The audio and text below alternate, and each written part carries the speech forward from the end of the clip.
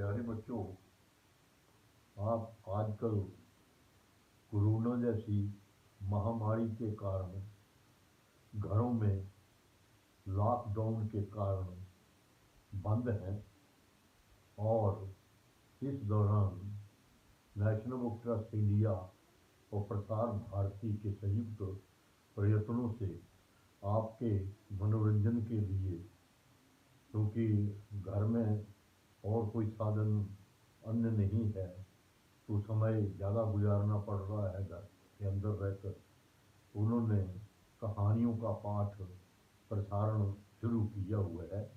तो मैं आज आपको नेशनल बुक ट्रस्ट इंडिया से मेरी एक कहानियाँ बहुत सी प्रकाशित हैं, बाल कविताएं प्रकाशित हैं और किताबें प्रकाशित हैं।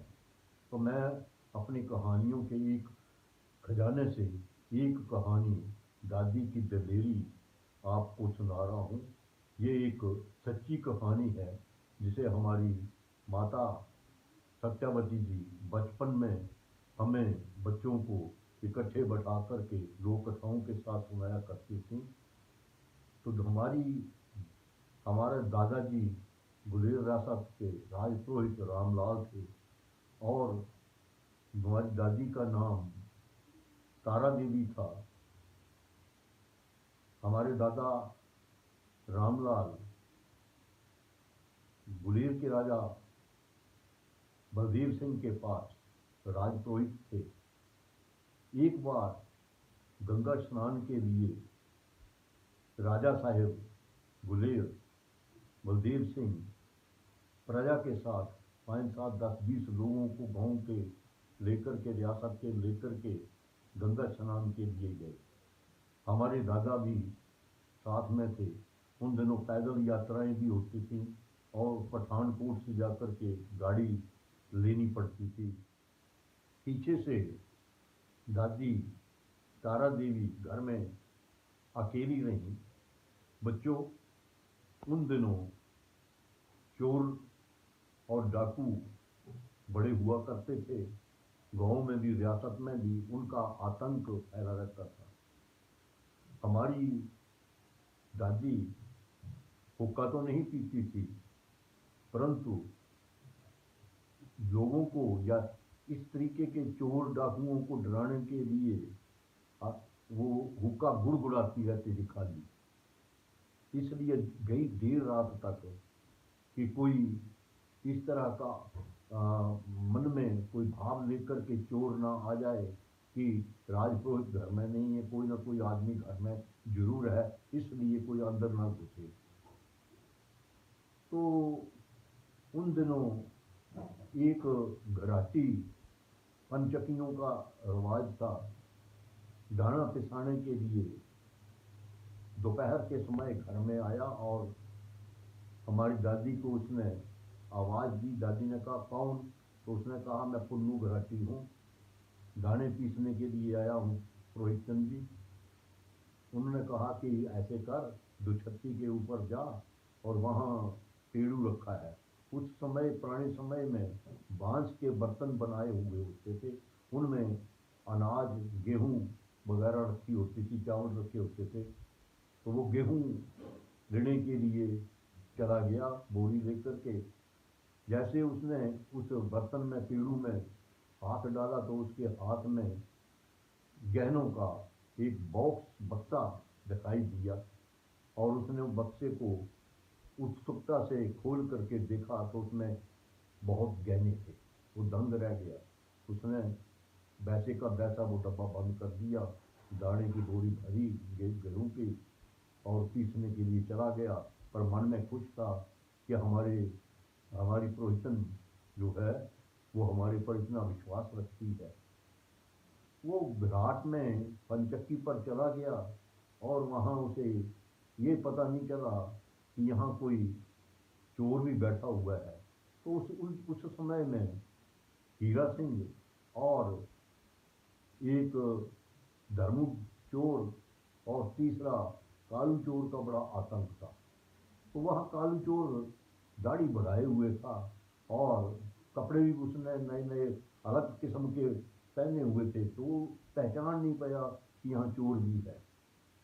और उसने सारी कहानी जो थी पेड़ू में उसने बक्सा देखा है, बक्से में गहने देखे हैं, और पुरोहित का परिवार उस पर कितना विश्वास रखता है, इस बात को उस घराटी ने वहाँ पर जो 5 7 10 लोग बैठे हुए थे घराट पर, उन सब से सुनाया। तो ये सुनकर के मन मन में बड़ा खुश हुआ, और उसने निर्णय किया कि मैं आज ही रात को वहाँ जाऊँगा और उस गहने के बक्से को चुरा करके ले आऊँगा। जैसे जैसे उस घराटी ने उस वहाँ ये बताया कि दुछत्ती के ऊपर पेड़ू था, और पेड़ू में दाने थे, और दानों के बीच में वो बक्सा है। तो उसने दुछत्ती पर उन दिनों स्लेट पोश मकान होते थे, तो उसने 2 3 स्लेट जो थे वो हिलाए, और उनमें से अपनी टांगें निकाली, बीच में घुस गया, और उसकी टांगें जो थीं वो वहाँ पहुँची जहाँ पेड़ू था। उस पेड़ू में वो उतरना चाहता था जो जहाँ गहने का बक्सा था।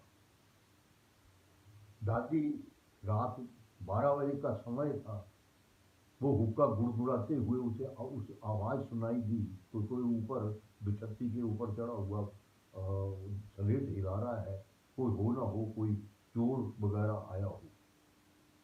तो दादी ने अपना हुक्का और भी तेज तेज गुड़गुड़ाया, और एकदम से उसने निर्णय ये लिया कि ये जो जब ये टांगें नीचे इसकी पूरी आ जाएंगी, तो मैं इसकी टांगों को रस्सियों से बांध दूंगी। और वो दादी ने, तारा देवी ने वैसा ही किया। जैसे ही उस चोर ने, कालू चोर ने टांगें नीचे उतारी, उसके हाथ में आ गई, तो दादी ने उसकी दोनों टांगें मजबूती से पकड़ लीं और एक रस्से के साथ बांध दी, गांठ दे दी। और जल्दी से उन्होंने हाथ में दराट लिया हुआ था, और उसको आवाज़ दी कि तू बता, तू कौन है और यहाँ पर क्यों आया हुआ है, और अगर सच सच बता देगा, सच सच नहीं बताएगा तो मैं तेरी टांगें काट दूंगी, और सच सच बता देगा तो मैं तुझे आज तेरी जान बख्श दूंगी। चोर, कालू चोर डर गया कि वाकई आज तो मैं फंस गया हूँ, और मेरी टांगें कट जाएंगी, मैं मर जाऊंगा। वो सच्चा सच सच उसने सारी कहानी घराट पर से उसने कैसे घराटी से सुनी थी, और उसका मन कैसे बेईमान हो गया, और रात को ही उसने फैसला किया कि मैं उस बक्से को ले आऊँगा और चुरा करके। तो उसने सारी कहानी जो थी उसने बयान कर दी ऊपर से, और कहा कि आप आज मुझे मेरी जान बख्श दो, मेरी टांगें मत काटो। उन्होंने कहा तो एक वायदा कर कि तू अब चोरी नहीं करेगा। वो कालू चोर ने कहा, पुरोहिताइन जी, मैं आपसे पूरा वायदा करूंगा, मैं अब गांव में ही नहीं पूरी रियासत में ही मैं आज के बाद चोरी नहीं करूंगा, और इस चोरी के इस जो बुरी आदत है उसको मैं छोड़ दूंगा। और आप मुझे भी एक वायदा दो कि मेरी शिकायत राजा गुलेर के आने के बाद उनके साथ, और ना ही राजपुरोहित दादा हमारे रामलाल को ये खबर तक पहुंचा देना कि हमारे साथ ऐसी घटना घटी थी, और मैं आपसे वायदा देता हूँ कि मैं अब या आज के बाद चोरी करनी छोड़ दूंगा। तो इस तरीके से दादी की दलेरी की कहानी को, दलेर दादी को की कथा को सुनने के लिए हम बार बार अपनी माता सत्यावती से आग्रह करते थे। इस तरह से कालू चोर के आतंक से गुलेर का संपूर्ण क्षेत्र बचा, नहीं तो उसका इतना आतंक था कि लोग डरा करते थे, आतंकित रहा करते थे। जब बाद में महीने के बाद हमारे दादा राजपुरोहित रामलाल राजा के साथ वापस अपनी रियासत में लौटे, तो दादी की इस दलेरी को देख करके बहुत खुश हुए, और शाबाशी दी कि तुमने पीछे से बड़ा बहादुरी का काम किया है, और क्षेत्र के लोगों को कालू चोर के आतंक से सदा के लिए बचा दिया। धन्यवाद।